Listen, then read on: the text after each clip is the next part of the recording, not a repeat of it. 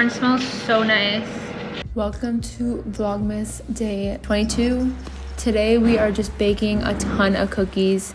So the first cookie I was making is a cranberry orange cookie. So you have to zest one large orange, but I didn't have a large orange, so I zested 2 small oranges. And then you need a cup of butter because these are shortbread. So shortbread involves a ton of butter. So you have to make sure your butter is softened. So I just left it out while I was doing stuff in the morning. Then you need half a cup of white sugar. And then you add in the zest of the orange. And then you just blend it all together until it's light and fluffy. Not really sure if it's what you... Then once the butter is just super soft and almost kind of whipped, I added 2 cups of just regular all-purpose flour.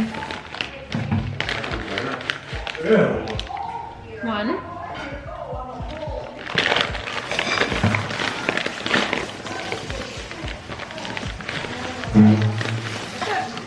2. I added in a little bit of vanilla. I think it was 1 teaspoon of vanilla, and then you blend it all together until it's combined once again.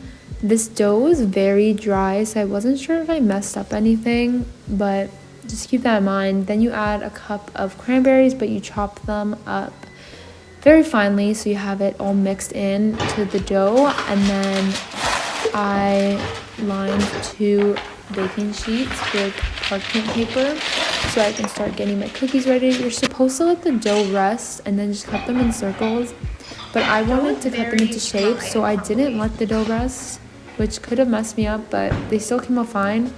I did this step first of rolling the dough and making shapes, and then I put them in my garage because we're in Canada and it's basically a freezer to rest for an hour before I baked the shapes. And I baked them in oven at 350 for around like 10-ish minutes, and it was all good. Actually, I haven't even tasted these yet. I have to taste them today. My mom tasted them. She said they were really nice. It's so satisfying cutting into the cutter because it's like cutting through the cranberries. It has like this crispy sound.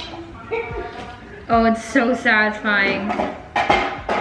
They're a little rustic looking, but we're gonna put these in my garage to get cold, and then we're gonna bake them. The cranberry orange cookies are done. Now we are making lemon poppy seed cookies. Next, we made some lemon poppy seed cookies. So these involve the zest of 2 lemons,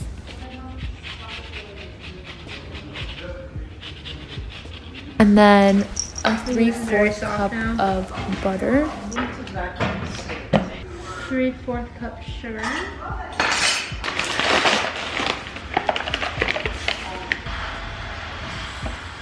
and then you just mix it up once again until it's like light and fluffy. Then after, you add in the zest of the lemons into your mix and an egg, and then you mix it up once again to combine it. And then you add a teaspoon of vanilla and the juice of, it says half a lemon, but I did the full lemon just to make sure it's like very lemon flavored. Then you mix that once again. Then you go in with 2 cups of flour,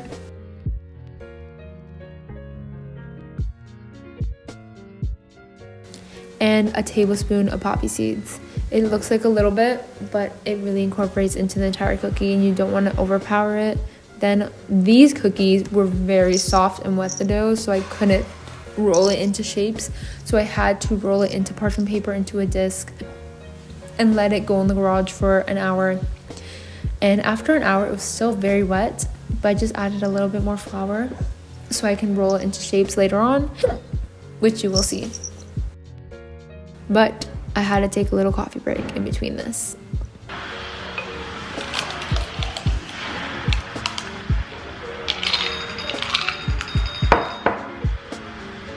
Hey, check out my cookies.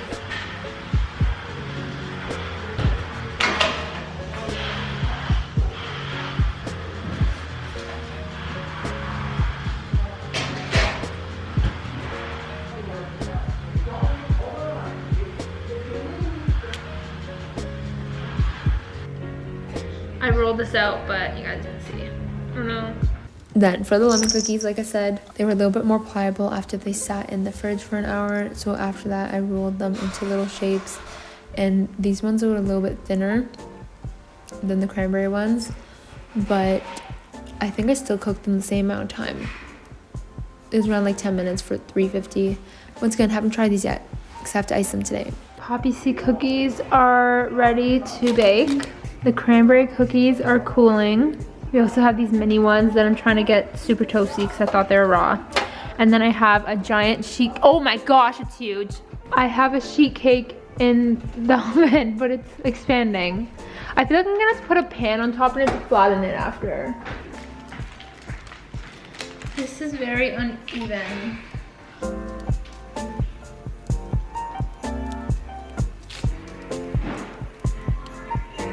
Ooh.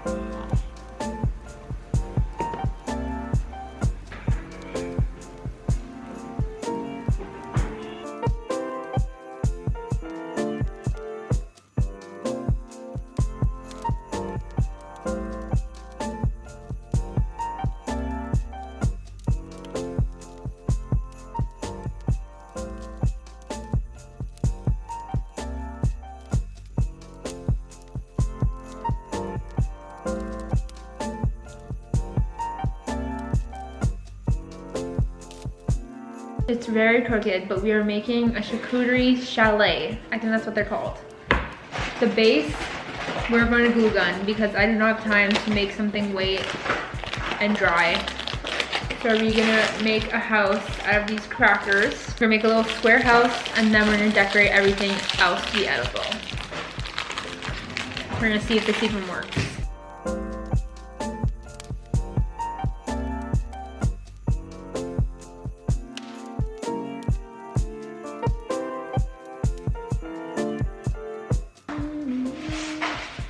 Oh my gosh, we have a base. Do I make it a second story house now? Or do I just glue a pointy roof? Okay, I guess it's not gonna stick to the board, but it's okay. See, the base always works, and then you put the roof on, and the whole thing collapses, and then you cry. That, I already know what's gonna happen.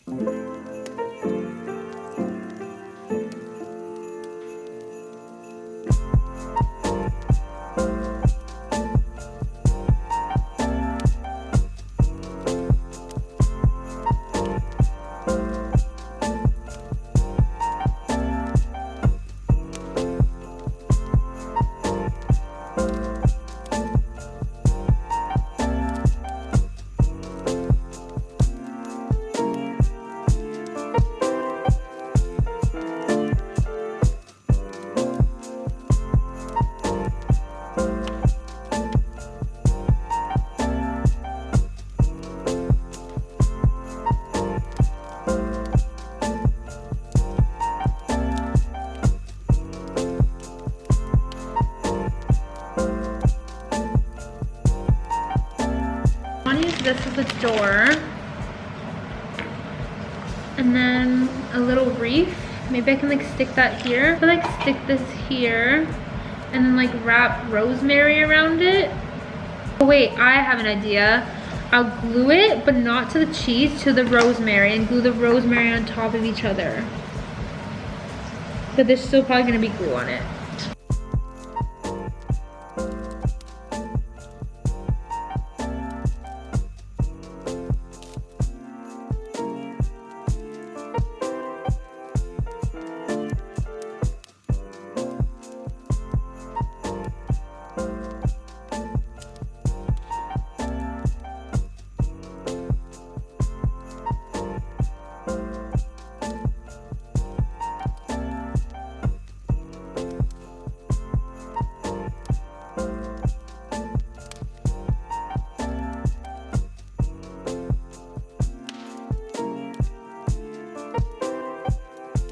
I forgot I'm supposed to be filming it, but how cute. The last thing I need to do, I need to put some just cheese right here. We're gonna use this Gouda.